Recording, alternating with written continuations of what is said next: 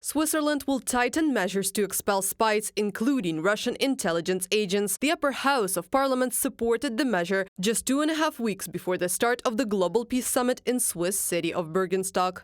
Foreign states should feel Switzerland is reacting to violations of its security and defending itself. The government wants to consistently expel intelligence officers whose activities endanger Switzerland's security or its role as a host state. From a Reuters publication quoting Viola Emhert, president of the Swiss Confederation. The Global Peace Summit will bring delegations from no less than 90 countries to Switzerland, from Côte d'Ivoire, Malawi and Cape Verde to India, Germany and France. All of them have already confirmed their participation. The United States will also be at the summit, but it is not yet known who exactly will represent the country. Bloomberg agency reports that the US president may be in Los Angeles these days for the pre-election campaign event, while Kyiv is interested in Joe Biden's personal presence.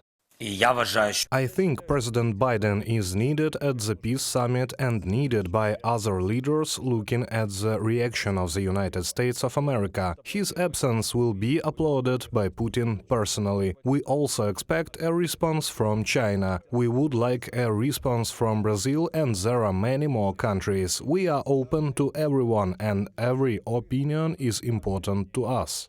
The Global Summit is a step towards the practical implementation of Ukrainian peace formula, nuclear, energy and food security, the exchange of prisoners in the format of all for all, and the return of all Ukrainian children illegally deported by Russia. These will be the key topics at the first summit in Switzerland. The common position of the participants in the meeting will be passed on to Moscow. In other words, the Kremlin will receive an ultimatum. Putin's actions, including attempts to involve as many countries as possible in parallel events and thus prevent them from coming to Switzerland, showed that he is afraid of consequences of the peace summit, the EU foreign ministry said.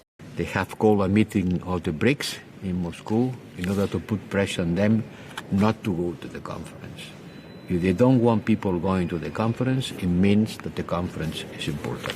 Moscow was not invited to the peace summit. Ukrainian Foreign Minister Dmytro Kuleba said there is no point in putting Russia at the negotiation table if you cannot get it to act in a good faith. According to him, communication with Moscow can only take place after the summit because, quote, you cannot end war without both sides.